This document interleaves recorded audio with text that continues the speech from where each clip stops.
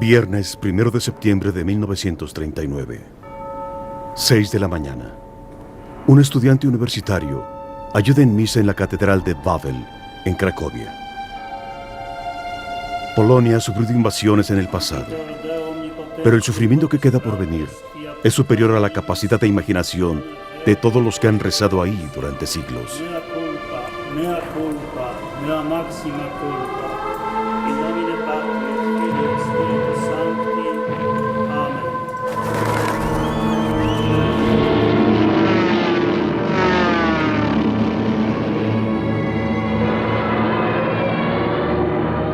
El pensamiento del estudiante se vuelve hacia su padre, enfermo y solo en casa.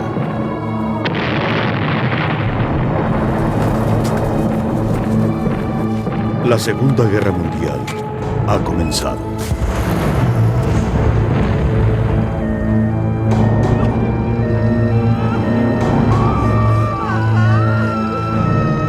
Forjado en el fuego de la guerra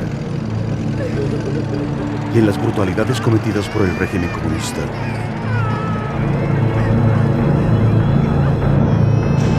ese estudiante, Karol Wojtyła, desde Polonia, se convierte en el Juan Pablo II, uno de los mayores defensores en el mundo de la libertad religiosa y los derechos humanos, predicando el poder de la palabra sobre el poder de la espada. Es uno de los principales catalizadores de la caída no violenta del comunismo.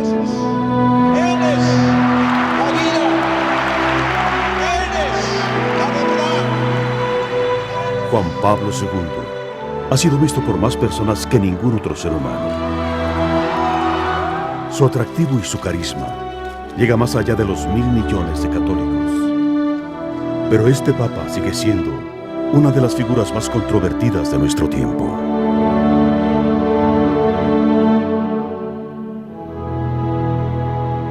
Un personaje revolucionario, enraizado en tradiciones religiosas antiguas, es aclamado y repudiado.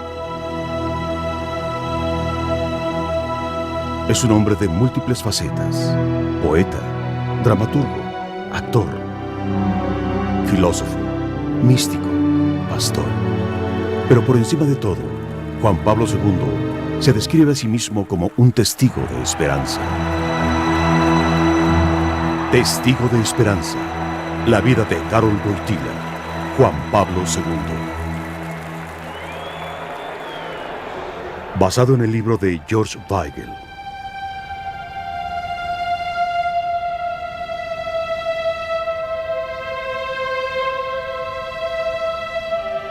Para entender a este hombre complejo, desde adentro hacia afuera, empecemos en Polonia.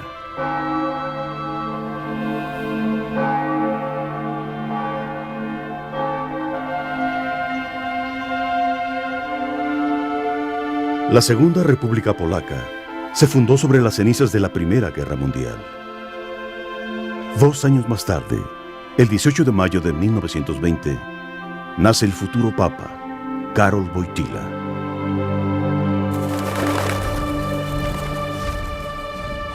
Su padre, Karol, es un militar asignado al destacamento de Wadowice, una pequeña ciudad a las afueras de Cracovia.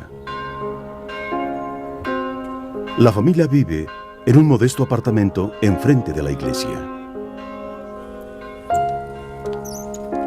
Para su madre, Emilia, el pequeño Karol es un regalo del cielo. Perdió una niña de temprana edad y su hijo mayor ya es un adolescente. Según varias leyendas locales, cuando Emilia paseaba a su hijo en la carreola por las calles de Wadowice, decía Milolek, el diminutivo del nombre de Karol. Algún día será un gran hombre. No sé si es verdad o no, pero es una historia bonita y que se ha contado tantas veces que por lo menos merece el beneficio de la duda. Es conocido como Lolek el portero. Es un chico feliz y sin preocupaciones. Pero el dolor profundo le llega a temprana edad.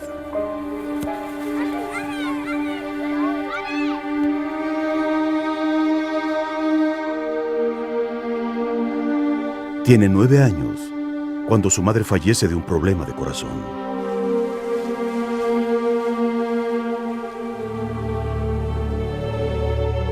Tres años más tarde, es sacudido por la muerte de su hermano mayor, Edmund, ya médico, que se contagia de una escarlatina incurable cuando atendía a un paciente.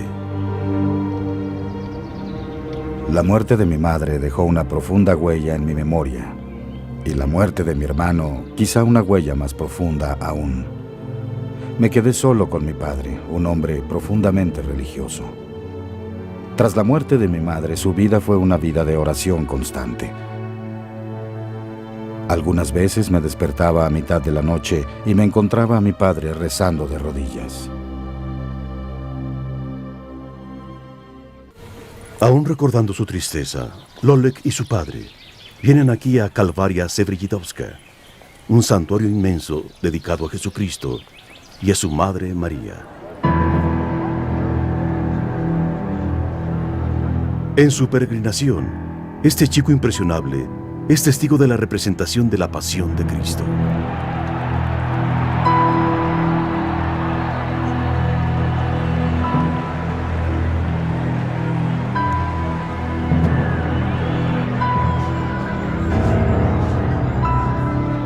Con otros miles de polacos, se arrodillan en oración ante el emblema de esperanza más poderoso de la cultura polaca: la Virgen María, que protegerá a Karol Wojtyła a lo largo de toda su vida.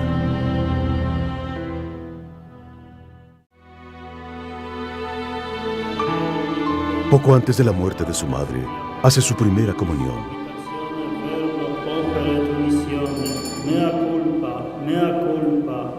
Como monaguillo, va y viene de la iglesia a su casa cruzando la calle.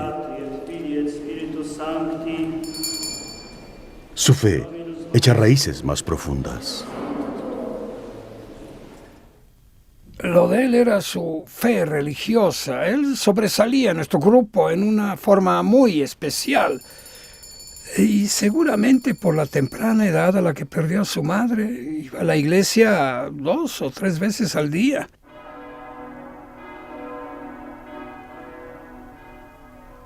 En casa, al abrigo de los muros de la iglesia, observa a su padre en oración constante y con una forma de vivir austera. Más tarde escribiría que su casa fue su primer seminario. Su padre no solo lo educó como un niño religioso, sino que también cumplió el papel de madre hasta tal punto que incluso cocinaba, cosía, limpiaba, para que Karol no tuviera que dedicarle ni un segundo a los quehaceres de la casa y así pudiera estudiar. Su padre, ya retirado, se convierte en el tutor informal de Lolek y de sus amigos en historia y literatura, la base de su identidad cultural polaca. Lolek y la Segunda República Polaca crecieron juntos. Pero la libertad recién adquirida duró poco. En los años 30, el mundo que rodea a Polonia está cambiando drásticamente. Al oeste, Adolfo Hitler y el partido nazi están transformando a Alemania. Al este, José Stalin encabeza en la Unión Soviética un reino de terror. La libertad es amenazada por todos lados.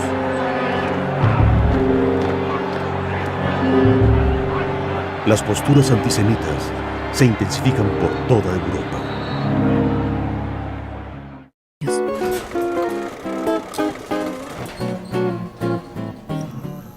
Ya en el instituto, Lolek se enamora del teatro y de la literatura polaca del siglo XIX. Estos textos clásicos le resultan atractivos a Lolek por su amor al lenguaje y por su disposición espiritual. De joven, Karol Wojtyła es, de alguna manera, demasiado bueno como para ser verdad. Era un estudiante extremadamente dotado. Era un gran atleta. Estaba profundamente involucrado en el teatro, tenía un círculo de amigos amplio, y lo más sorprendente es que nadie parecía darse cuenta de todo esto. No era pesado, tenía la vida social normal de los jóvenes de aquella época, en una cultura en donde ser piadoso era considerado normal, incluso admirable. Su intensa piedad era considerada normal y admirable. De hecho, tanto él como sus amigos están convencidos de que el teatro es su destino. Tras terminar sus estudios en el instituto, se traslada a Cracovia con su padre para estudiar literatura polaca en la Universidad Jagielloniana.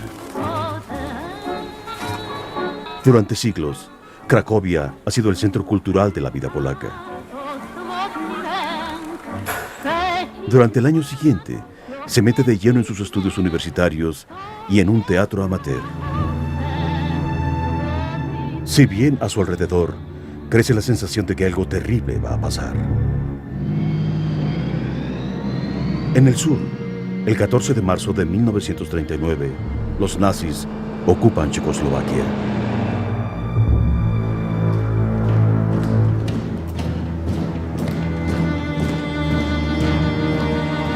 La posibilidad de que invadan Polonia crece.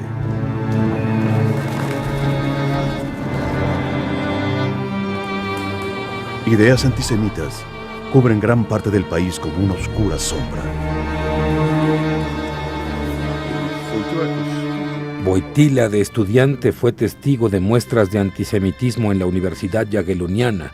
Cuando había manifestaciones antisemitas, él siempre estaba con los estudiantes judíos, siempre en contra de los antisemitas. Dejó constancia de su solidaridad con sus compañeros judíos. En multitud de ocasiones, Wojtyła se veía envuelto en discusiones en las que preguntaba cómo era posible ser antisemita, precisamente cuando el cristianismo emerge de la tradición judía. Para Karol Wojtyła no tenía ningún sentido que los seguidores de un profeta judío fueran antisemitas.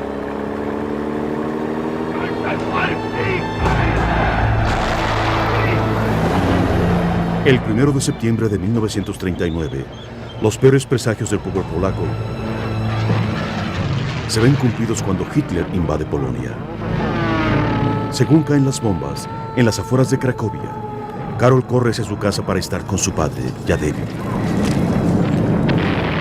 El ejército polaco lucha valientemente durante semanas, pero no es rival para la máquina de matar alemana. La Segunda República Polaca llega a su fin de manera radical. Con solo una vieja maleta, Karol y su padre abandonan su apartamento. Se suman a los miles de refugiados que, en dirección este, intentan escaparse del ejército alemán que avanza del oeste.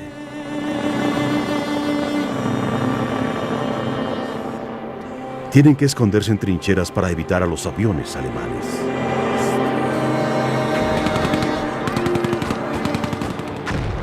Pero después de unos 10 o 12 días de escapar hacia el este, quedó claro que había otro ejército que estaba a punto de invadir Polonia por ese frente, el ejército soviético por el este. Así que se dieron la vuelta y anduvieron los 200 kilómetros de vuelta hacia Cracovia, en donde se encontraron con la suástica ondeando en las almenas del castillo de Babel. La ocupación alemana de Polonia durante la Segunda Guerra Mundial fue de una brutalidad indescriptible. Su objetivo, eliminar a la raza subhumana de los polacos de la faz de la tierra. La primera táctica en la estrategia de exterminación fue una táctica de decapitación. Los polacos cultos y con formación serían eliminados. Los nazis invitaron a los profesores de la Universidad Jagielloniana a una reunión especial. Todos los que asistieron fueron arrestados. 184 catedráticos y profesores son enviados al campo de concentración de Sachsenhausen, en donde muchos de ellos perecen. La vida de estudiante de Wojtyła termina abruptamente.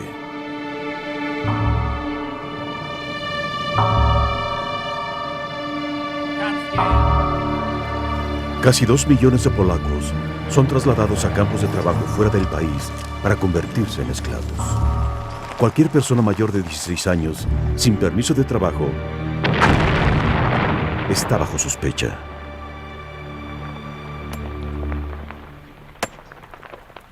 A través de un amigo de la familia, Karol consigue un trabajo como asistente de dinamitero en una cantera de piedra caliza a las afueras de Cracovia. Aquí descubre un mundo que no había conocido nunca. Tuvo una importancia enorme en el pensamiento de Wojtyła. Me refiero a que esta fue su verdadera introducción al mundo de los trabajadores manuales y salió de él con un respeto enorme hacia el trabajo y la dignidad de los trabajadores. La dureza extrema se convierte en un modo de vida. Para Karol y su padre, el hambre es compañero constante. Redadas y ejecuciones se suceden diariamente. La universidad, la vida cultural y religiosa entran en la clandestinidad. Los jefes nazis ponen en su mira a la Iglesia Católica, ya que entienden que para decapitar a la sociedad polaca hay que decapitar a la Iglesia.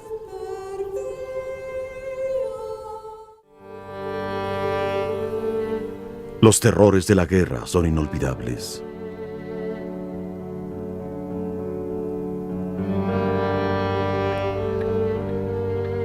El padre de Karol está ahora gravemente enfermo y Wojtyła vive ahora en un mundo que parece haberse vuelto loco, con un miedo profundo y brutal. Es en este momento en el que conoce a Jan Tyranowski, un místico cuya relación con Dios es profundamente personal. Conocer a esta persona cambiará la experiencia de fe de Karol para siempre. A través de Tyranowski, Karol descubre una relación más profunda con Dios mediante la oración contemplativa. Aprende a rezar como una forma de entrar ante la presencia de Dios. Esa experiencia de presencia se convierte en el motor de su vida.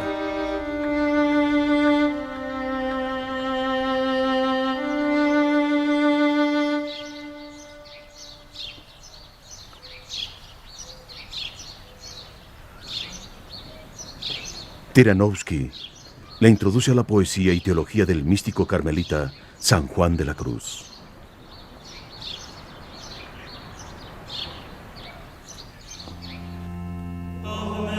La mística carmelita es una espiritualidad de abandono, centrada en Cristo crucificado. Esta idea de abandonarse completamente a la voluntad de Dios cautiva la imaginación de Karol de tal manera que se plantea irse a un monasterio carmelita. Pero los monjes le dicen que no aceptan candidatos durante la guerra.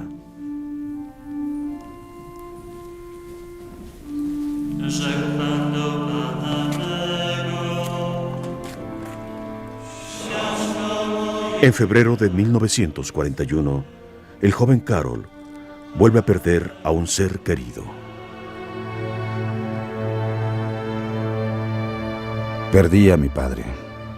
Recuerdo el día con absoluta claridad. Volví a casa después de trabajar y me encontré a mi padre muerto.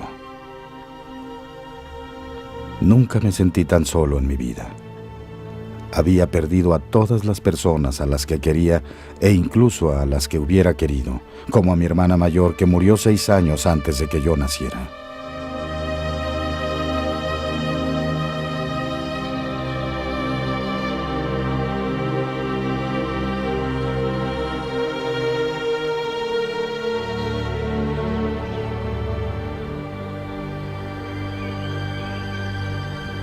A los 20 años, está solo en el mundo, sin familia, huérfano. Se alistó en una organización secreta que formaba parte de la resistencia y que se llamaba Unia. Selló su compromiso en 1941.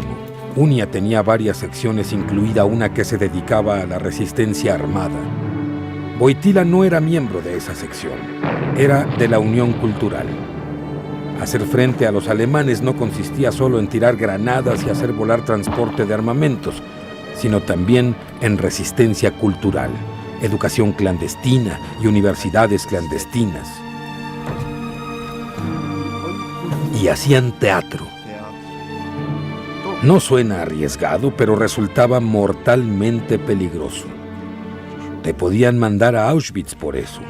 Uno realmente se jugaba la vida.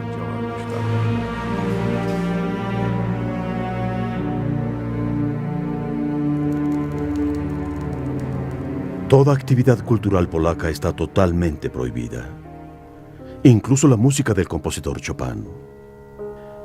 En esta atmósfera draconiana, su mentor Kotlarczyk y Karol forman un grupo clandestino de teatro. El teatro rapsódico fue un intento por salvar a Polonia a través de mantener viva su memoria. Los alemanes les venían a decir: no sois una nación, no tenéis cultura. La manera más efectiva de hacer resistencia era hacer todo lo posible por mantener viva la cultura polaca. Representábamos fragmentos de la gran épica polaca, Pan Tadeusz. Y en el curso del monólogo de Karol Wojtyła, un altavoz comenzó a anunciar nuevas victorias del ejército de ocupación. El altavoz estaba a todo volumen y eclipsó completamente lo que se estaba diciendo en ese piso, incluida la voz de Karol. Nadie podía oír lo que estaba diciendo. Pero aún así, Karol continuó hablando.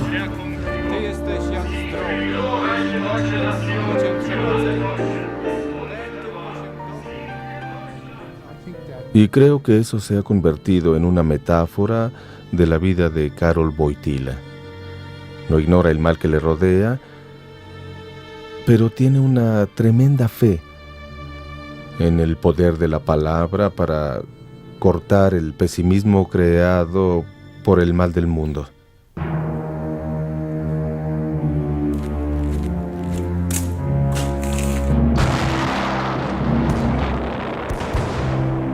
Toda Europa está en guerra.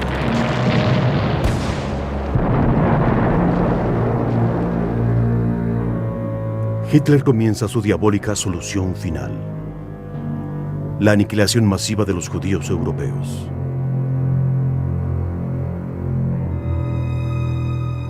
Los amigos judíos de Wojtyła desaparecen. Son asesinados sus amigos de la infancia y Jure Kluger escapa del país. Con toda seguridad, la tragedia que vivieron los judíos fue y sigue siendo algo muy personal para Wojtyła. Por supuesto que sabía que los judíos necesitaban ayuda.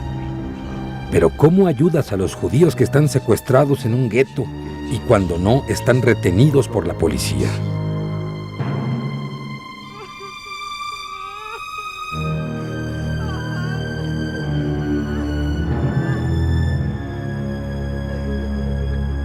Durante la pesadilla de la guerra, busca respuestas al sentido de la vida.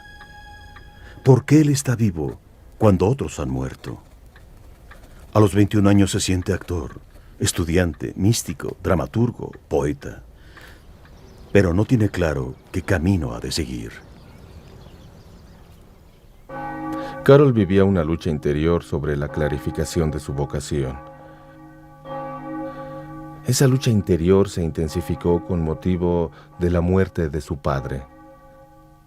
¿Cuál era su destino? ¿Era el teatro o el hábito? ¿Era el teatro o posiblemente otro tipo de teatro con un tipo de drama diferente? Durante todo 1941 ese era su debate interior.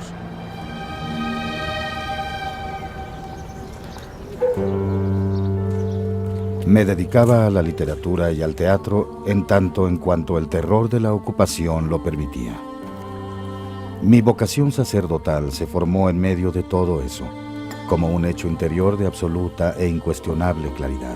Sabía que había sido llamado, sería sacerdote. Acude al arzobispo de Cracovia. Adam Sapieha está dirigiendo un seminario clandestino y Karol ingresa en él.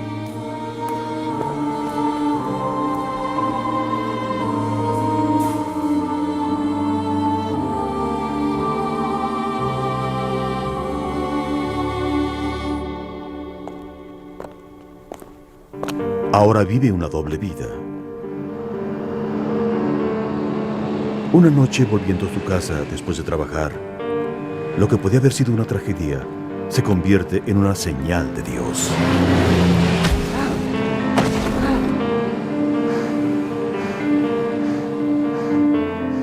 Es atropellado por un camión alemán y sufre una gran conmoción. Dejado por muerto, su cuerpo todavía con vida es descubierto más tarde por una persona que pasaba por el lugar. Este encuentro con la muerte arraiga en Wojtyła la convicción de que Dios tiene planes para él. Su vida tiene un sentido. Creo que Wojtyła decidió cuando era muy joven, con certeza desde que tenía 21 años, que él no era el dueño y señor de su vida. Dios era dueño y señor de su vida. De ahí nace su total ausencia de miedo. Es la fuerza que de alguna manera experimenta el que se ha entregado al poder de Dios presente en su vida y está preparado a ir con ese poder hasta el final.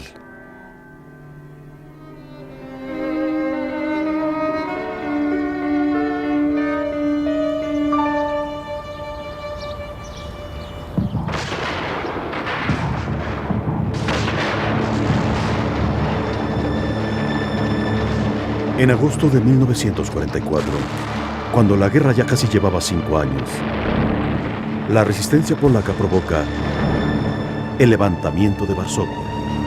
A pesar de su heroísmo sin límites, no prospera.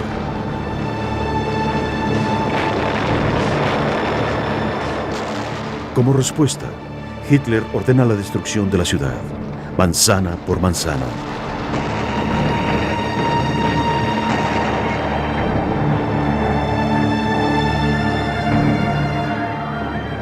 Para evitar que se repita el levantamiento de Varsovia, la Gestapo peina la ciudad de Cracovia arrestando hombres jóvenes. Registran la casa de Karol. Él está detrás de una puerta cerrada, rezando para que los nazis no lo encuentren.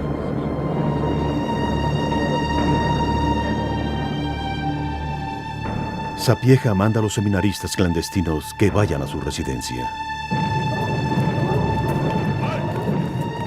Karol cruza la ciudad, evitando las patrullas nazis.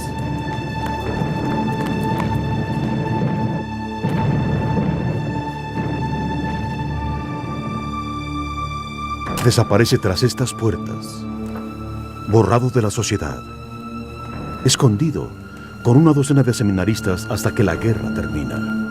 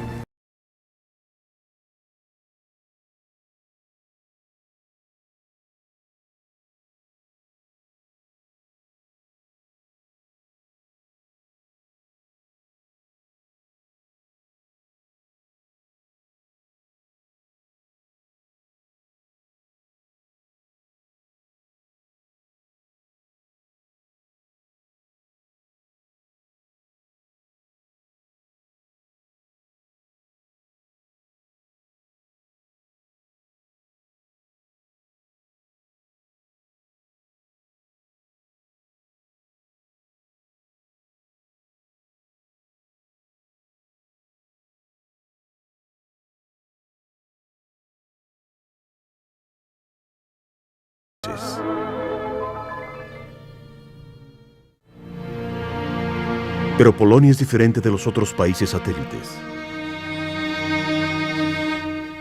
La Iglesia sigue siendo una fuerza política en la sociedad polaca, cuestionando las doctrinas ateas del régimen.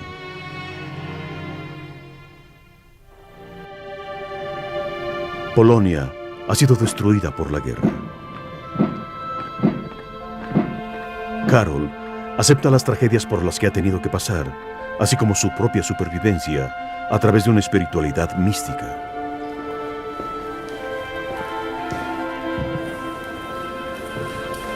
Wojtyla se siente atraído una vez más por la vida monástica.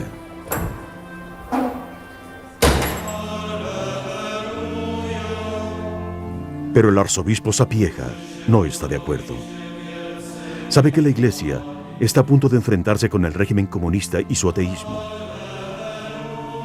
La Iglesia necesita intelectuales jóvenes y carismáticos como Wojtyla, que trabajen activamente en la sociedad.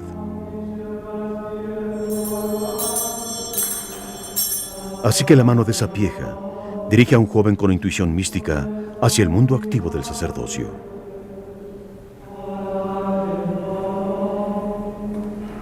El 1 de noviembre de 1946, Karol Wojtyla es ordenado.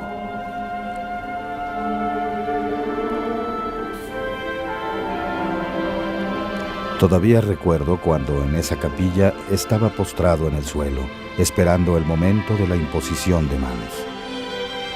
La emoción me embargó por completo.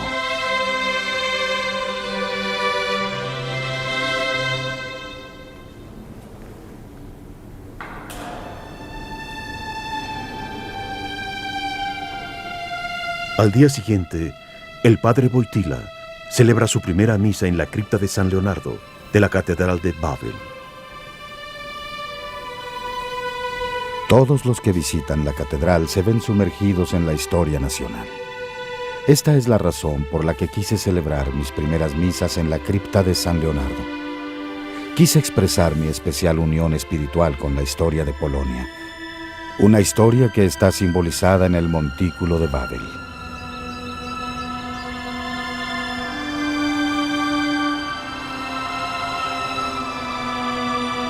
A los 26 años, el padre Wojtyla deja su país por primera vez, enviado a Roma para obtener su doctorado en teología.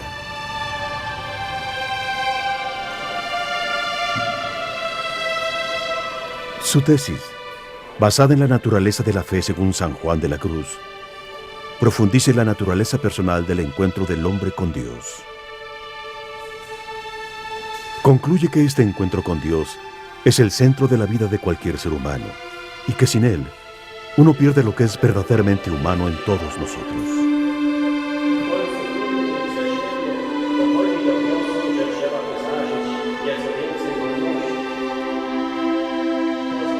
Wojtyla marca aquí la línea de batalla, que por espacio de 40 años definirá su lucha contra el comunismo por el alma de Polonia. Hay una intensa lucha interna por no perder a la siguiente generación que, día a día en la universidad, es adoctrinada con ideología marxista y con propaganda. Por eso Sapieha quería poner sacerdotes jóvenes, inteligentes y atractivos en contacto con estos estudiantes. Sapieha nombra a Wojtyla coadjutor en la iglesia de San Florian, en pleno centro de Cracovia, una parroquia urbana frecuentada por estudiantes universitarios e intelectuales.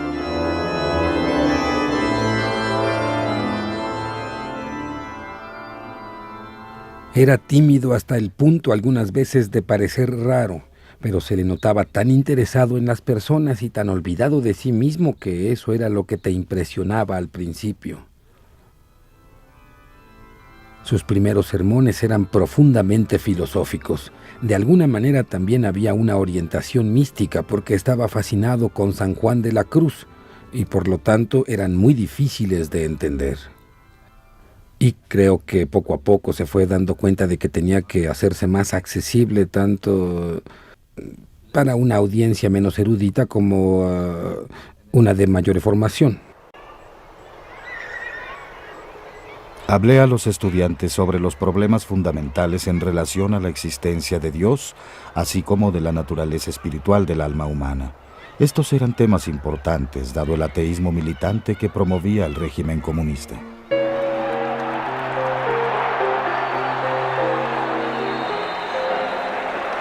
El régimen comunista prohíbe a la gente reunirse espontáneamente fuera de los eventos controlados por el gobierno. A pesar de ello, el padre Wojtyła clandestinamente lleva a estudiantes a conocer la naturaleza y el paisaje polacos, en donde hace amigos que durarán décadas.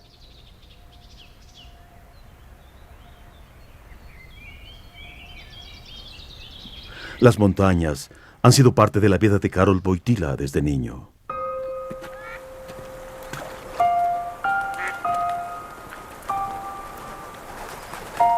Fue su padre quien le transmitió su amor por la tierra polaca y una conexión singular con la naturaleza.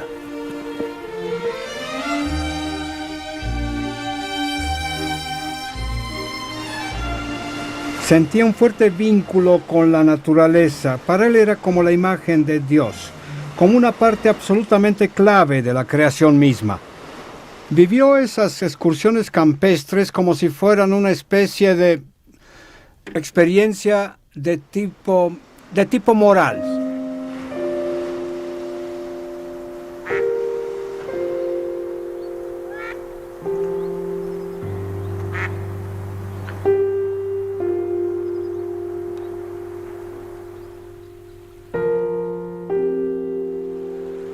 Acompañar a un grupo de estudiantes a la montaña es un tema peligroso en la Polonia comunista. Esta nueva forma de resistencia marca a Karol Wojtyła como un tipo de sacerdote distinto. Un sacerdote que reunía a un grupo de jóvenes en la entrada de una iglesia podía fácilmente ser acusado de una conspiración contra el gobierno, así que desde luego que había ese riesgo. En algunos aspectos era peligroso. Para mí no, porque yo estaba estudiando y después trabajando en la universidad, pero para él sí. En el catolicismo polaco de los años 50, todo esto era muy importante. Estaba creando una zona de libertad para que la gente pudiera vivir como realmente era. Y como decían los mismos jóvenes de este grupo, nunca fuimos tan auténticos como cuando conversábamos con él. Él no quería imponer su opinión. Realmente nunca lo hacía, sino todo lo contrario. Siempre estaba preguntando. Esta actitud de preguntar, de escucha, antes de contestar exponiendo su conocimiento, hacía que él aprendiera de las personas con las que hablaba.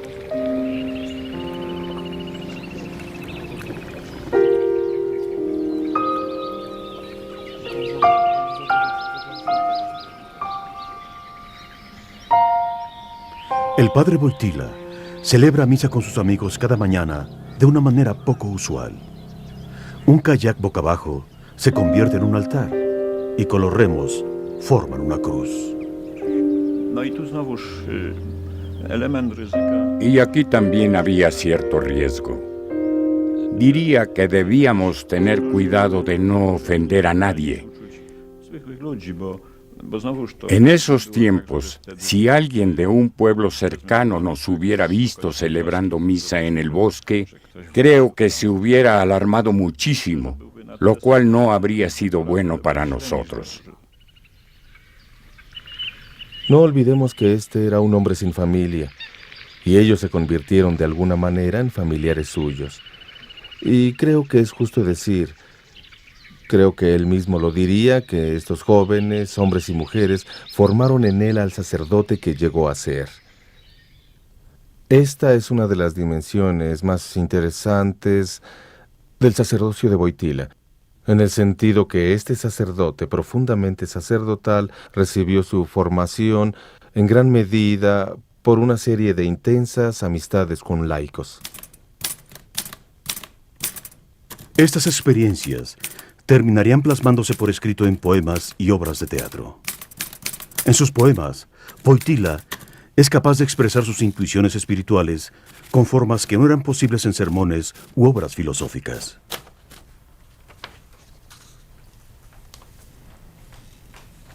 El primer poema que publicó, Canción sobre la brillantez del agua, aparece bajo un seudónimo en el periódico católico de carácter marcadamente independiente, Tygodnik Powszechny. Es una poesía muy difícil. Si no hubiera llegado a ser papa, su poesía no sería tan famosa. La poesía de Wojtyła está repleta de imágenes que hablan metafóricamente del misterio del alma humana. Luz reluciente, agua que fluye, reflejos profundos.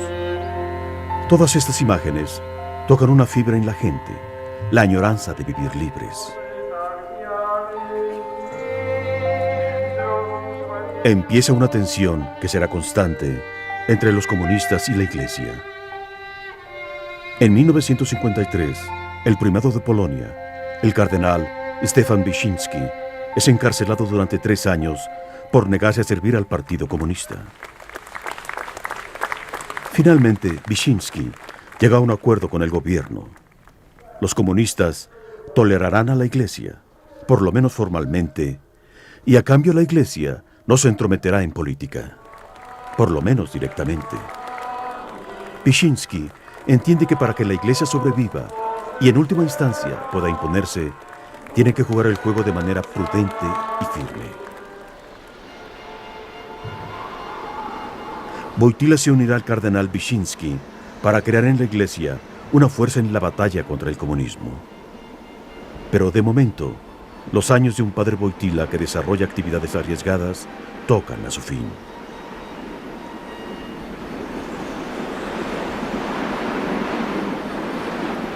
En 1954, el padre Wojtyła, de 34 años, acepta un puesto en la Universidad Católica de Lublin, en donde enseñará en la cátedra de filosofía. En Polonia, el pasado nazi y el comunismo presente han creado una crisis de ideas e ideales. Los estudiantes y los profesores, como el padre Wojtyła, se sienten llamados a reexaminar las cuestiones más fundamentales sobre la naturaleza humana y la sociedad. ¿Por qué existe el mal? ¿Cuál es la naturaleza del bien? ¿Cuáles son los derechos básicos de todo ser humano? Estos eran los peores años, los más oscuros del estalinismo. Pero era la única universidad donde la filosofía no era marxista. Era el único lugar entre Berlín y Seúl en donde la filosofía era libre.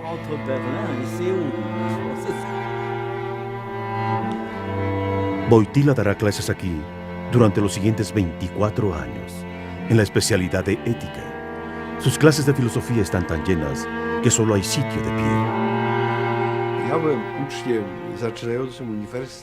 Yo era un estudiante de primer curso y él era catedrático de ética. No entendía nada de lo que enseñaba. Para mí era un catedrático malísimo porque no tenía idea de lo que estaba hablando. Me consta que tenía entre los mejores estudiantes algunos que lo idolatraban, admiradores, verdaderos entusiastas. Realmente intenté compartir ese entusiasmo, pero no conseguí mantener el nivel. Era demasiado difícil para mí.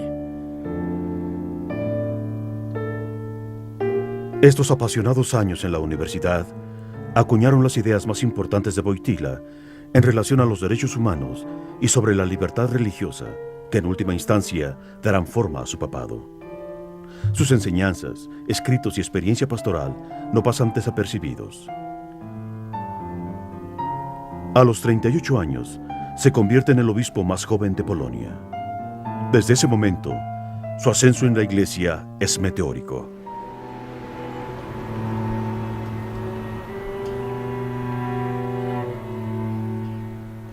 En 1962, lejos de Polonia, la tierra natal de Karol Wojtyła, el Papa Juan XXIII pone en movimiento el acontecimiento más importante de la historia de la Iglesia Católica desde la Reforma en el siglo XVI.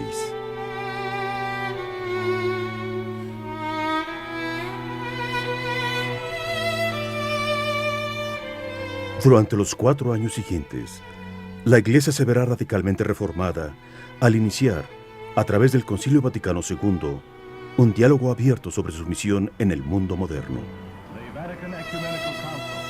Juan XXIII cita 2.500 obispos a Roma. El concilio afrontará temas con los que el obispo Wojtyła ha estado luchando desde detrás del telón de acero. Es un momento clave para la vida de Karol Wojtyła. La cultura occidental, pensaba él, se había salido de las vías en algún momento de los últimos 200 años.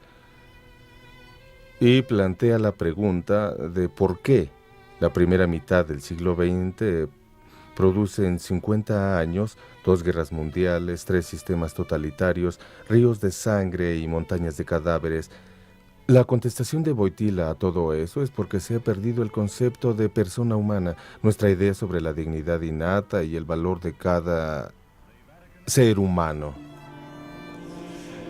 Uno de los principales logros de Wojtyła en el Concilio Vaticano II fue el ayudar a la Iglesia Mundial y a cada uno de estos 2.500 obispos a entender que la libertad religiosa era el primero de los derechos humanos, y trabajó muy intensamente en lo que acabó denominándose la Declaración sobre la Libertad Religiosa, que fue adoptada por el Concilio en 1965.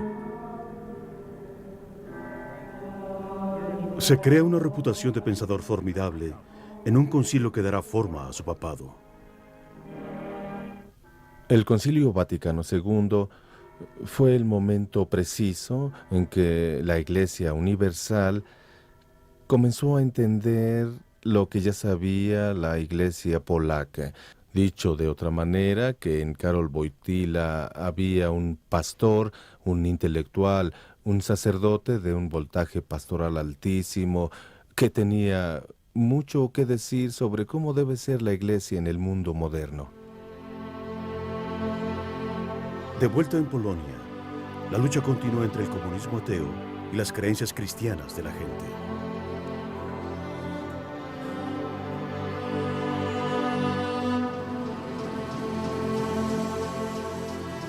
Un gran símbolo de este conflicto es Nowa Huta, una ciudad metalúrgica construida a las afueras de Cracovia después de la Segunda Guerra Mundial. En los 1000 años de historia polaca, Nowa Huta es el primer pueblo que se construye sin una sola iglesia.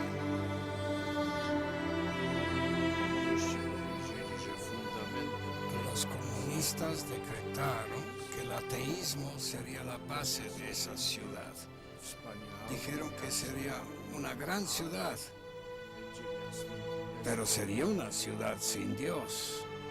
Cuando los comunistas derriban una cruz, al día siguiente vuelve a aparecer. Durante los 20 años siguientes, el obispo Wojtyła apoya a los trabajadores de esta ciudad que, desafiando a los comunistas, domingo tras domingo, asisten a misa en una explanada al aire libre.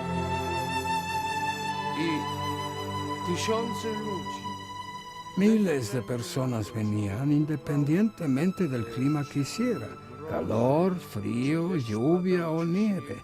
Venían a un lugar donde la iglesia debía estar construida. Aquí no había iglesia, solo existía en su imaginación. Para Wojtyła, Nowa Huta se convierte así en el campo donde se comprueba su tenacidad y su prudencia para tratar con el régimen comunista. Su determinación por conseguir una iglesia para esta ciudad sin Dios no conoce tregua. Al acampar o en excursiones para esquiar con estudiantes universitarios, desarrolló muchos de los puntos de vista de su primer libro, Amor y Responsabilidad, publicado en 1960, en donde profundizó sobre la ética del sexo, el amor y el matrimonio. Cada uno de estos encuentros personales da forma a este hombre intelectual y su forma de entender la experiencia de cada ser humano.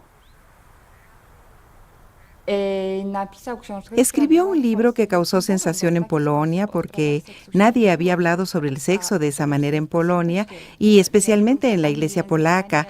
Ni la forma de escribir ni el énfasis eran algo natural en esa época. Wojtyła era simplemente un bastante buen teólogo y un bastante buen filósofo. Así que, como cristiano y un hombre de la Biblia, estaba convencido de que la creación era buena y que el sexo es bueno también.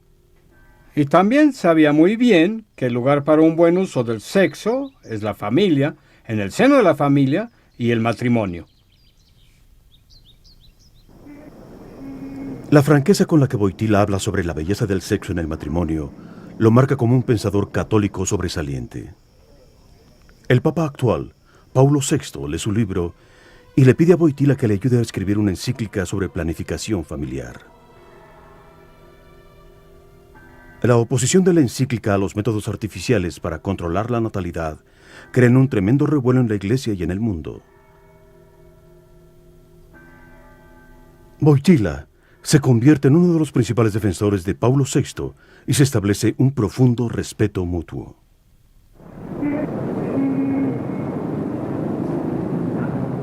En 1963, el Papa Paulo VI lo nombra arzobispo de Cracovia. El cardenal Wyszynski, el poderoso primado de Polonia, teme que Wojtyła sea demasiado poeta como para ser un líder público eficaz. Por otra parte, los comunistas miran con gusto la nueva elección del arzobispo. Creen que Wojtyła es un intelectual sin interés alguno en asuntos de Estado.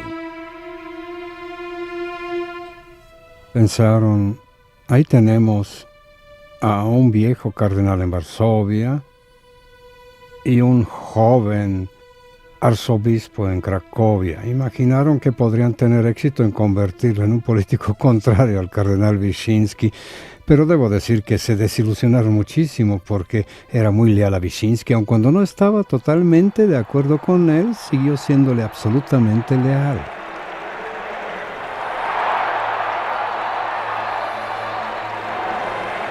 En las dos únicas procesiones religiosas permitidas al año por el gobierno, el arzobispo Wojtyła evoluciona, encontrando a la persona pública que lleva dentro.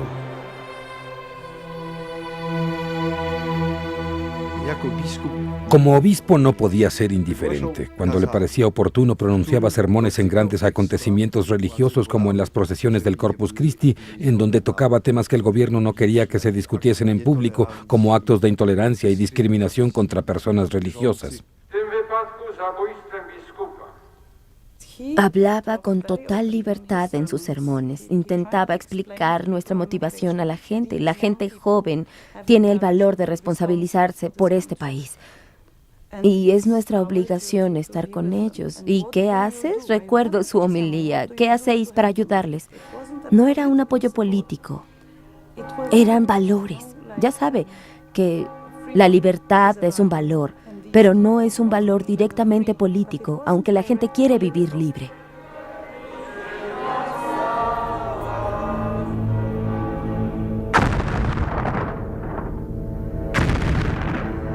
Al final de la década de los 60, el malestar aumenta tras la cortina de hierro. En 1968, Moscú proclama la doctrina Brezhnev, en la que se legaliza usar la fuerza violenta si fuera necesario para mantener el control comunista en Europa del Este y Central. 2 años más tarde, 3 ciudades polacas se sublevan cuando el Estado sube los precios de los alimentos. El gobierno polaco utiliza el ejército polaco contra ciudadanos polacos. Mueren 44 personas.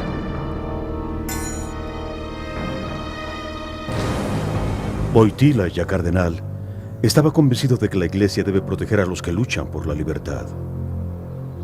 Su residencia se convierte en un lugar de reunión para disidentes, el mismísimo lugar donde él estuvo escondido durante la guerra cuando era un joven seminarista. Wojtyła creó una especie de paraguas protector para los miembros de la oposición. De hecho, todas las personas importantes de la oposición estuvieron en algún u otro momento en su residencia. Organizaba simposios en donde uno podía pensar en profundidad sobre los problemas existentes. Me animó a mí, siendo yo sacerdote, a realizar determinadas actuaciones que estaban prohibidas por el gobierno, diciéndome que debíamos expandir la esfera de la libertad aún a riesgo de ser multados o tener que ir ante un tribunal. Esas actividades quizá no eran muy espectaculares, pero tenían un alcance muy largo. Y precisamente por ello eran efectivas y duraban mucho.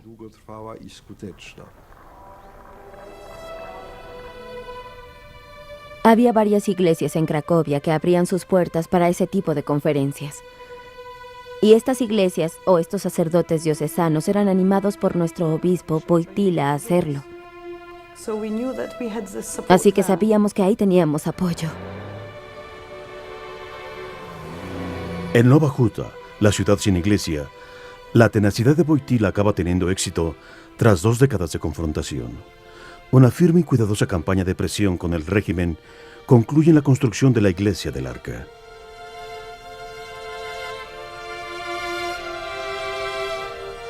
Construida íntegramente por voluntarios.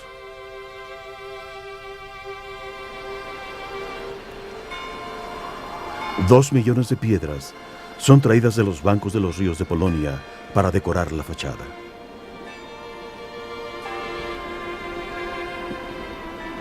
Los trabajadores de la planta metalúrgica de Lenin forjan una gigantesca figura de Cristo.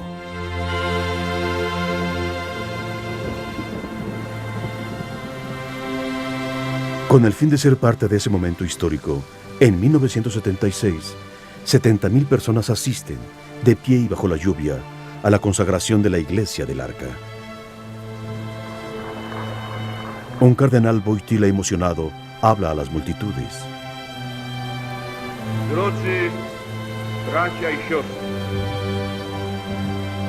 Les dice, esta ciudad os pertenece. Nadie puede dictar vuestras creencias arbitrariamente.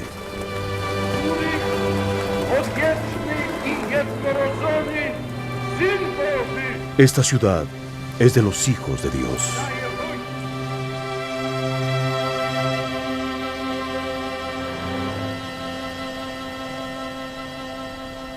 Dos años más tarde, acontecimientos sorprendentes catapultan al arzobispo de Cracovia, Karol Wojtyła, al escenario mundial.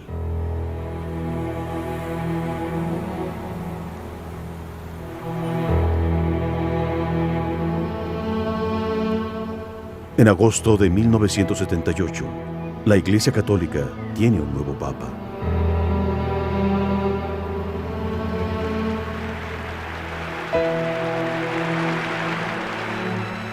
Juan Pablo I irradia esperanza y confianza, precisamente lo que la Iglesia busca.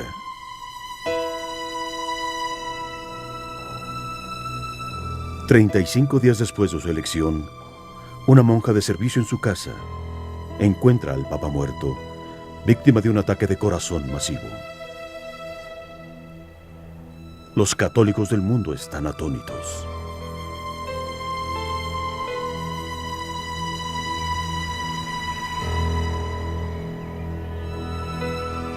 La repentina muerte de Juan Pablo I es un terremoto psicológico para los cardenales encargados de elegir un nuevo Papa.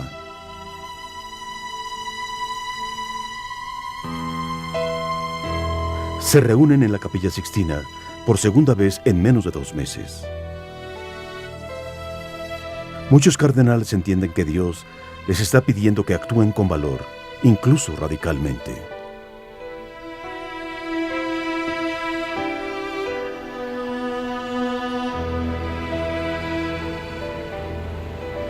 El cardenal Karol Wojtyła, arzobispo de Cracovia, entra en el Vaticano para la elección de un papa nuevo.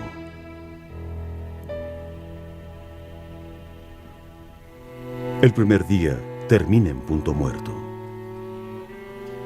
Al día siguiente, 16 de octubre, tras 8 votaciones, los cardenales eligen a Karol Wojtyła, el primer papa no italiano en 455 años y el primer papa eslavo de la historia. Wojtyła está abrumado. Se inclina, su cabeza entre sus manos, tan solo como solo puede estar un hombre. El terror del papado, el peso enorme del papado, significa que uno está llamado a un amor aún mayor. Uno es llamado a una entrega de uno mismo más intensa, un sacrificio personal aún mayor. Tiene que ser todavía más un enamorado de la iglesia y menos un enamorado de sí mismo.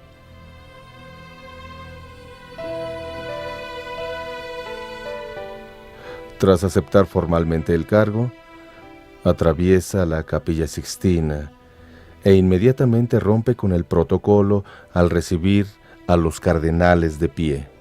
Uno de los maestros de ceremonia intentó dirigirle a la silla para que esta procesión pudiera celebrarse y los cardenales pudieran arrodillarse ante él, y Wojtyła dijo: «Recibo a mis hermanos de pie». La primera señal de que las cosas iban a ser muy diferentes en el pontificado de Juan Pablo II. Habemus Papa, Sancte Romane Ecclesiae, Cardinalem Wojtyła. La elección del cardenal Wojtyła como papa fue una sorpresa impresionante para mucha gente a lo largo y ancho de todo el mundo. No fue una gran sorpresa para los hombres de iglesia que conocían bien a Wojtyła, y quizá no fue una gran sorpresa para él.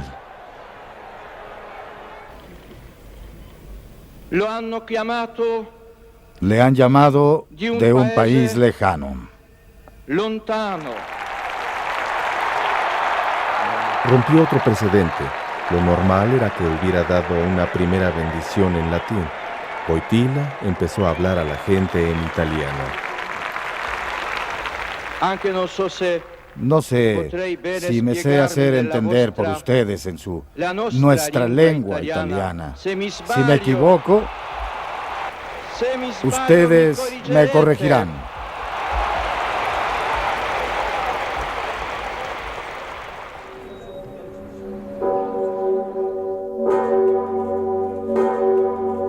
La noticia llega a Polonia con rapidez.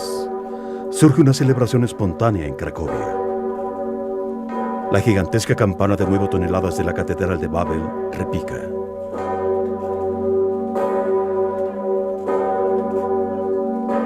Al poco tiempo, todas las campanas de Cracovia están repicando.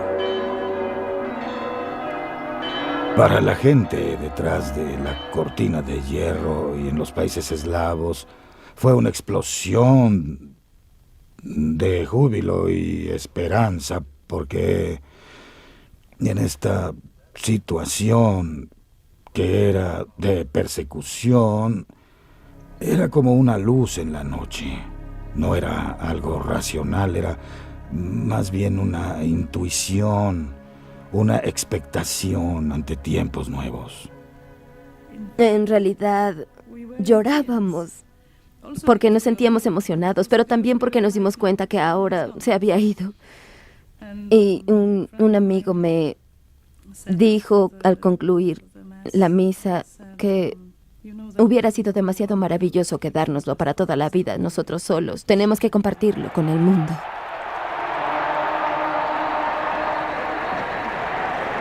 En Roma, en su consagración, Juan Pablo II está seguro de sí mismo.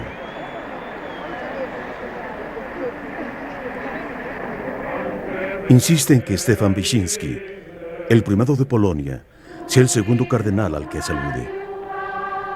Movido por un profundo respeto hacia esta gran figura de la Iglesia polaca, el Papa se agacha y besa el anillo del cardenal. Karol Wojtyła, que en Polonia raramente podía dirigirse a grandes multitudes, ahora tiene una audiencia global. Non abbiate paura, aprite, anzi spalancate le porte a Cristo. Hace una petición al mundo en palabras que serán emblemáticas de los años venideros. No tengáis miedo. Creo que Juan Pablo II llegó al papado con una profunda experiencia del siglo XX, el siglo del miedo, el siglo del terror, un siglo de sufrimiento humano fuera de toda medida.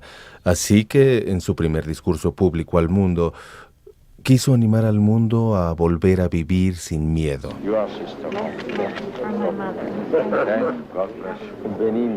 Juan Pablo II asume el papado con gran entusiasmo, abandonándose una vez más a la voluntad de Dios.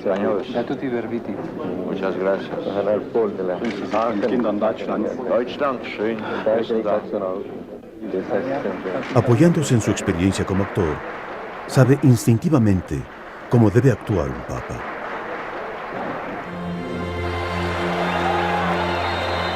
Tras 9 meses de duras negociaciones, el régimen comunista de Polonia le permite finalmente volver a casa. Ningún héroe en la historia polaca entró jamás en Varsovia como lo hizo Juan Pablo II en ese día de junio de 1979. El anuncio de su primera visita fue algo magnífico en Polonia. Nuestras cabezas estaban inclinadas bajo el peso de la humillación. Vino y las levantó. Pudimos levantar nuestras cabezas gracias a él.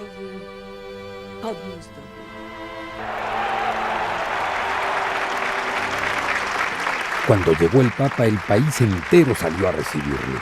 Y el régimen no lo pudo controlar. Y de repente el régimen descubre que no tiene otra opción que la de permitir que el Papa celebre misa en pleno centro de la capital, con 1 o 2 millones de personas, y en todos los sitios a donde va es aclamado. Y eso tiene un impacto.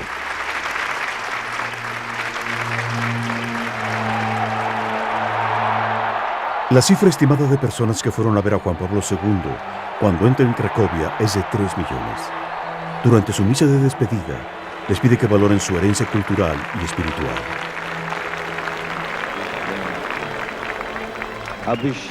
Os lo ruego, nunca dudéis, nunca os canséis y nunca os desaniméis. Os lo ruego, no cortéis las mismísimas raíces de las que sois fruto. Estas palabras poderosas tocan de lleno el alma del pueblo polaco. Para muchos es el momento del cambio, con consecuencias históricas profundas. Polonia nunca volverá a ser la misma. Lo que el Papa hizo durante esos días fue devolverle al pueblo polaco la autenticidad de su historia y la autenticidad de su cultura. Y al devolverle su identidad, le dio herramientas para la resistencia contra las que el comunismo no tenía antídoto.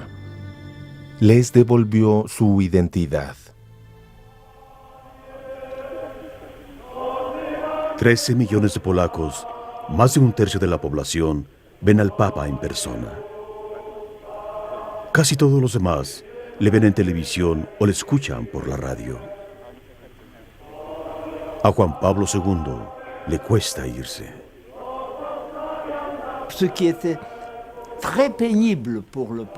Fue un momento muy doloroso para el Papa cuando nos tuvo que dejar en Polonia.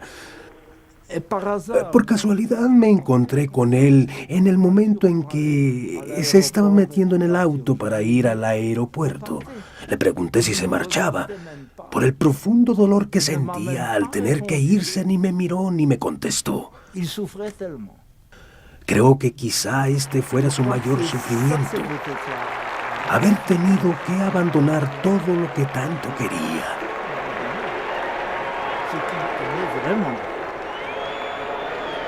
Según sube la escalinata, se limpia una lágrima.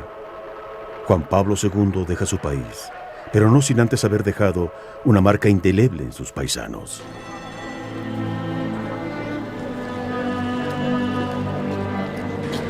Trece meses después de dejar Polonia, miles de trabajadores del astillero de Lenin en Gdansk se declaran en huelga en agosto de 1980. Esto marca el nacimiento del movimiento Solidaridad. Su dirigente, un electricista en paro llamado Lech Walesa. Juan Pablo II apoyó al movimiento Solidaridad, un movimiento de resistencia de masas sin precedentes. Primero, resistencia laboral y después resistencia política en un mundo comunista. En oposición directa a los dirigentes comunistas, los trabajadores organizan un sindicato libre y autogobernado. Asisten a misa diaria y decoran las verjas del astillero con símbolos religiosos. Juan Pablo II da muestras inequívocas de apoyo a los trabajadores polacos y su llamamiento a la libertad. Tenía una gran afinidad por Solidaridad. Y por cuanto se podía conseguir a través de una actuación común, con un mismo ideal, con un objetivo idéntico, con un esfuerzo conjunto, con un tipo de hermandad que era una especie de descubrimiento. Para la gente eso fue un respaldo moral poderoso. Una revolución silenciosa ha comenzado.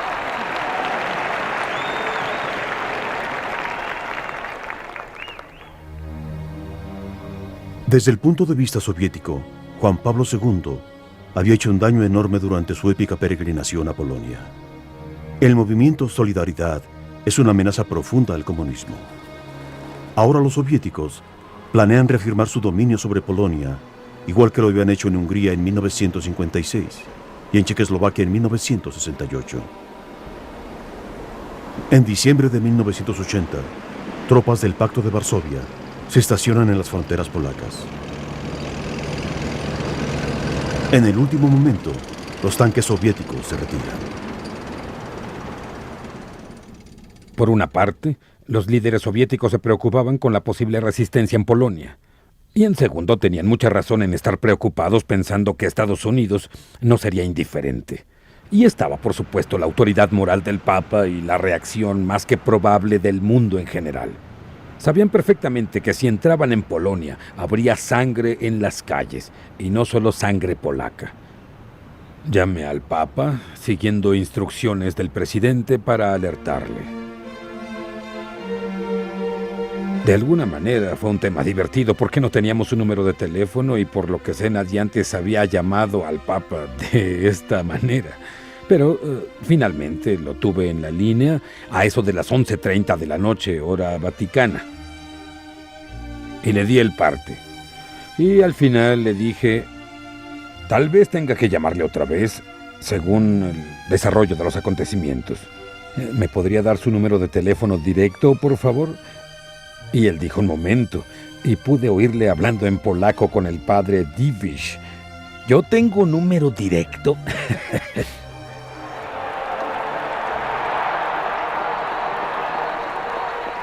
Cinco meses después de esa llamada telefónica, el 13 de mayo de 1981, Juan Pablo II llega a la Plaza de San Pedro para una audiencia general.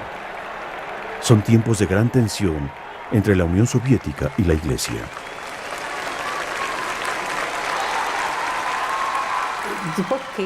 Llegó el Papa, le vimos en el papamóvil y de repente escuchamos a miles de palomas volando.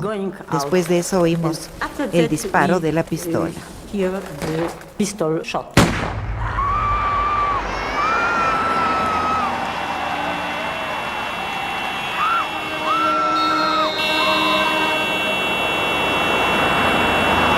Han disparado al Papa a quemarropa.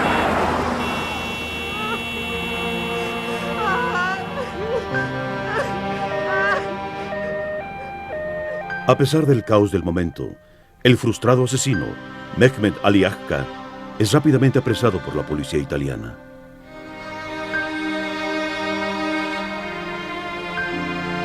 Pero el Papa está gravemente herido. Recibe los últimos sacramentos de la Iglesia.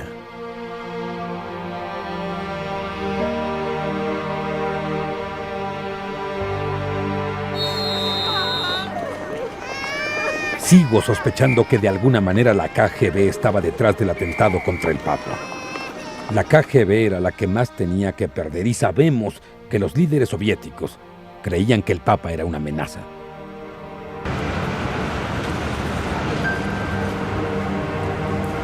El intento de asesinato sorprende al mundo. En Cracovia, casi 1 millón de personas vestidas de blanco van a la plaza principal para rezar por el Papa.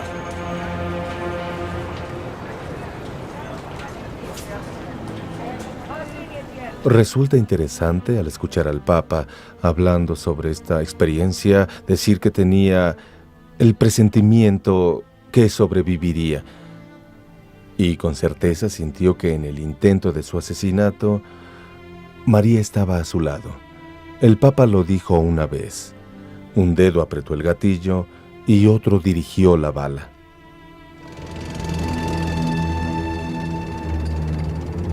A mitad de la década de los 80, Europa Central y del Este están cambiando. En Polonia se levanta la ley marcial tras 2 años difíciles. Mikhail Gorbachev, el nuevo líder del Partido Comunista Soviético, pide reformas económicas.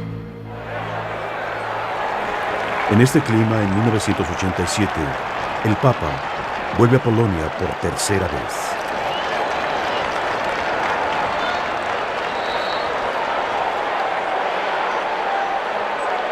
En Gdansk, lugar de nacimiento de solidaridad, el Papa dice a las multitudes: la vida humana debe ser regida por la verdad, la libertad, la justicia y el amor. No hay libertad sin solidaridad.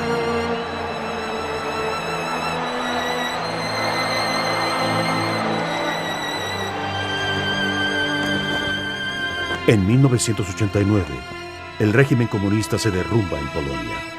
Desde Checoslovaquia a Lituania, naciones sojuzgadas recuperan su libertad. Una suma de causas provocan que la cortina de hierro se desintegre.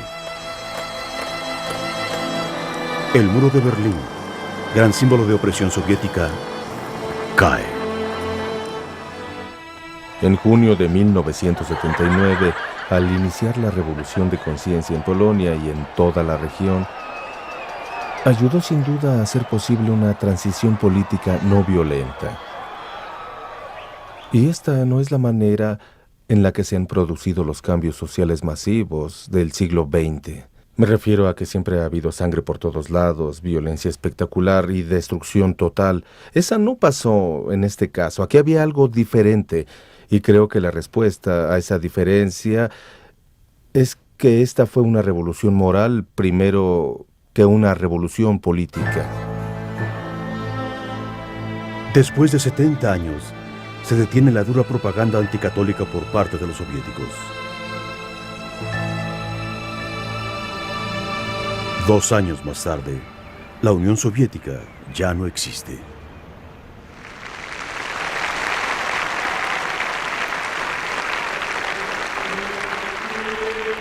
Después de la caída del comunismo, Juan Pablo II vuelve a Polonia, pero con un mensaje sorprendente. En lugar de felicitar a los polacos por su recién estrenada libertad, les avisa sobre los peligros del nuevo materialismo. El Papa entiende que la crisis fundamental del mundo moderno continúa sin haberse resuelto.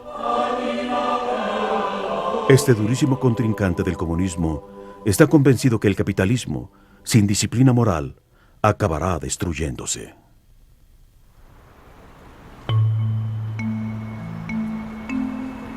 Según se van desarrollando los acontecimientos tras la cortina de hierro, la fuerte crítica que el Papa hace del marxismo llega a América Latina, incluso de manera conflictiva.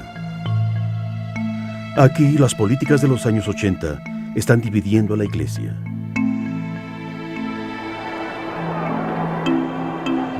Dictaduras militares, protestas civiles y sociales están creando alboroto doctrinal.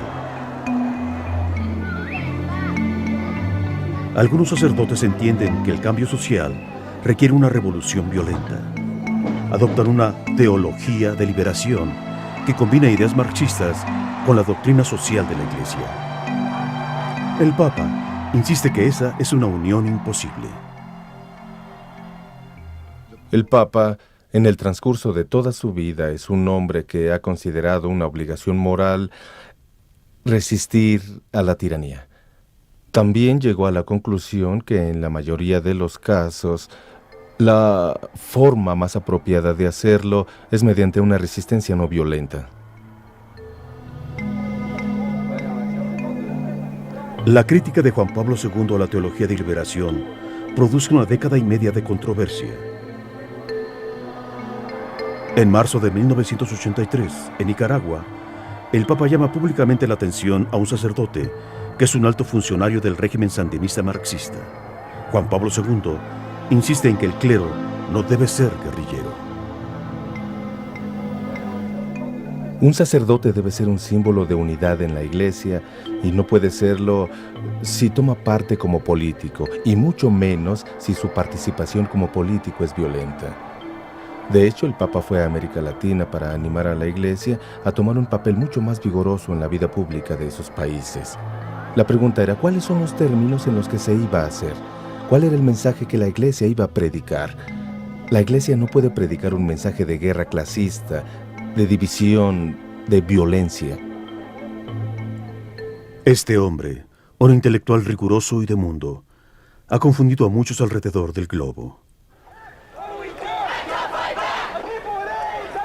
Mucha gente, tanto católicos como no católicos, se sienten molestos, indignados e incluso amargados por la posición inamovible de Juan Pablo II sobre temas como el control de la natalidad, la homosexualidad, el aborto, el celibato y la ordenación de mujeres al sacerdocio. El Papa no se toma estos temas a la ligera. Escribe extensamente, intentando situar estas enseñanzas católicas en un contexto teológico moderno. Pero el debate y la controversia continúan dentro y fuera de la Iglesia. La gente intenta muchas veces entenderle desde fuera hacia adentro. Ven que tiene una inmensa presencia en el escenario global. Ven a alguien que tiene un impacto enorme en la política de nuestro tiempo. Pero eso es intentar entenderle de fuera a adentro. Para entenderle de dentro hacia afuera, tienes que aceptar el hecho de que este hombre es primero un discípulo de Cristo. En segundo lugar, un sacerdote católico. Y en tercer lugar, el obispo de Roma. Ocupa el puesto institucional más antiguo del mundo, que resulta ser un puesto religioso. No es un puesto político, no es un puesto diplomático, desde luego que también tiene esas dimensiones, pero en su esencia es un puesto pastoral.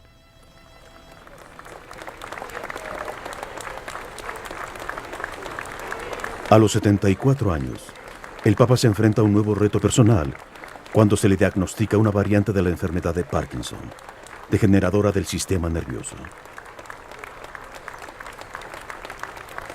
A pesar de esto, sigue trabajando sin descanso por los grandes temas de su papado, incluyendo el salir a la búsqueda de otras religiones y a los jóvenes del mundo.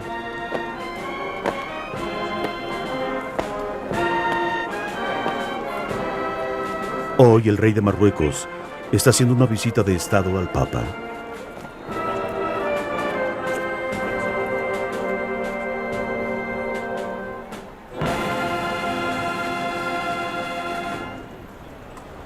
El padre de este joven rey, Hassan II, había invitado a Juan Pablo II en 1985 a dirigirse a los jóvenes musulmanes en Casablanca.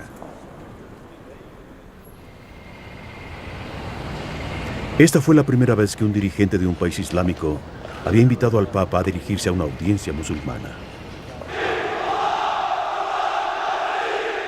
No rehusó referirse a las diferencias entre cristianos y musulmanes, pero les dijo, centrémonos en aquellas convicciones que tenemos en común y veamos si con ello podemos construir una mejor relación para el futuro.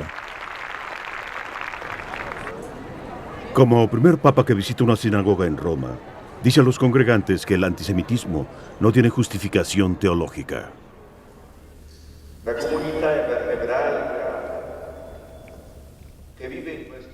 Juan Pablo II es realmente carismático. Lo percibe todo el mundo.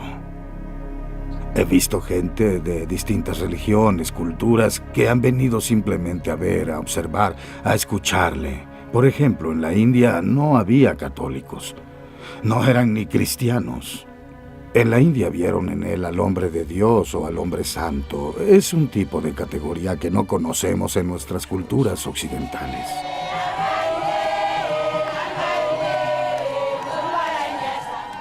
Muchos países en África todavía tienen que resolver el problema de la unidad nacional, de armonía entre pueblos de distintos orígenes que fueron unidos por las antiguas potencias coloniales. Las visitas del Papa a varios países de África han sido como momentos de gracia. Personas de distintos partidos políticos estaban juntos como no lo habían estado antes. Se sintieron uno. Se sintieron comprometidos a enfrentar la necesidad común de construir su país.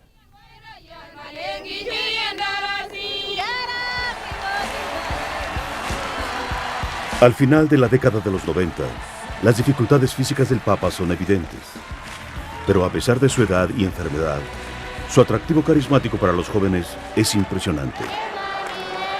Rodeado por multitudes entusiastas, es aún el joven sacerdote que crea un ambiente de libertad para la generación más joven, pero ahora lo hace a gran escala. En una ocasión en Filipinas, reúne la multitud más grande de la historia de la humanidad. Casi 7 millones de personas.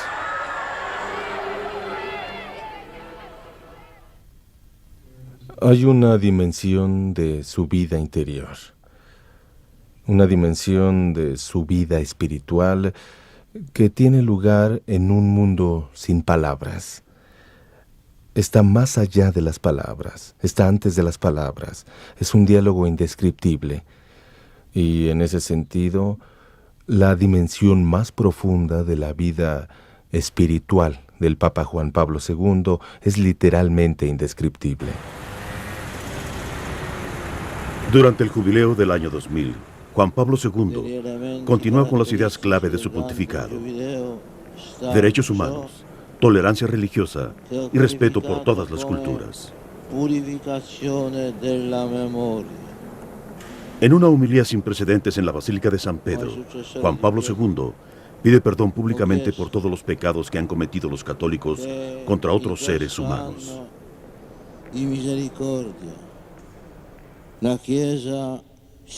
La Iglesia debería arrodillarse ante Dios e implorar perdón por los pecados pasados y presentes cometidos por sus hijos e hijas.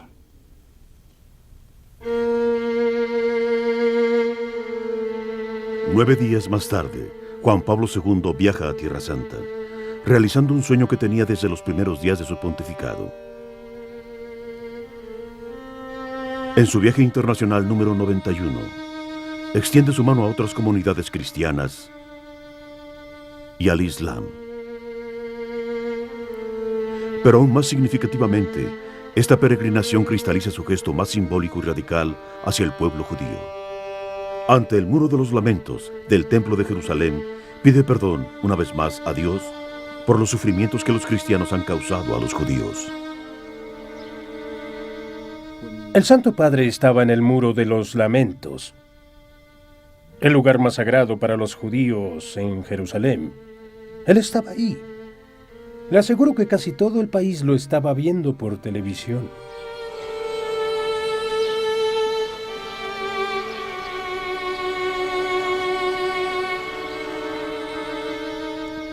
Yo casi lloré.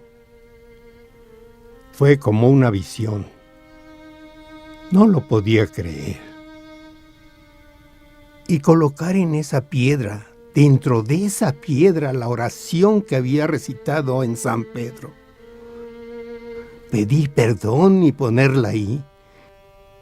Ese fue un gesto verdaderamente histórico.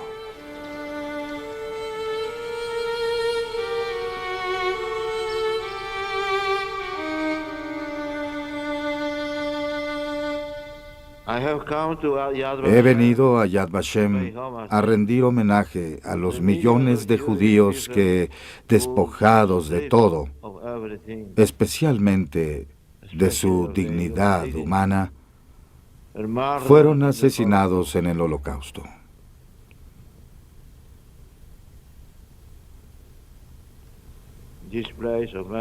En este lugar de recuerdos, la mente y el corazón y el alma sienten una extrema necesidad de silencio. Silencio para poder recordar. Silencio para intentar que tengan algún sentido los recuerdos que nos llenan.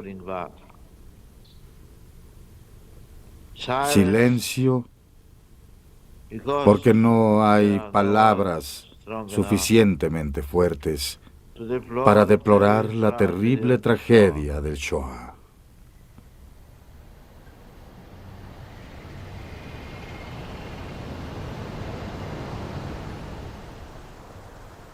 Él es, en primer lugar, Una persona que tiene un cierto poder de una atracción carismática, capaz de crear un vínculo entre lo humano y lo divino. Y en la era de las comunicaciones modernas, ninguna otra figura religiosa ha podido obtener algo semejante. La época que estamos a punto de entrar, que corre el riesgo de ser la primera época realmente posthumana, es una época que amenaza el misterio trascendente del ser humano.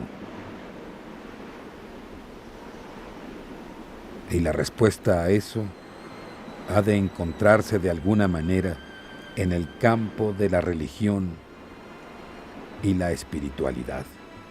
Su ser encarna eso, transmite eso, lo personaliza y lo enfatiza. Y creo que esa es la clave del lugar tan especial que ocupa en el mundo. Como hombre al que he conocido a sus 80 años, es realmente notable, en el sentido en que raramente, posiblemente nunca, vive su vida mirando al pasado. Juan Pablo II siempre está viviendo en el futuro.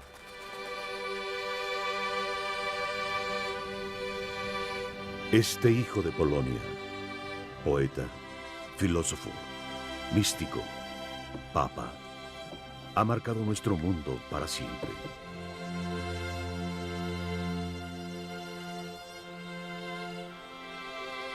En el amanecer de un nuevo milenio, mira el futuro de la humanidad como un testigo de esperanza. Ile cię trzeba cenić,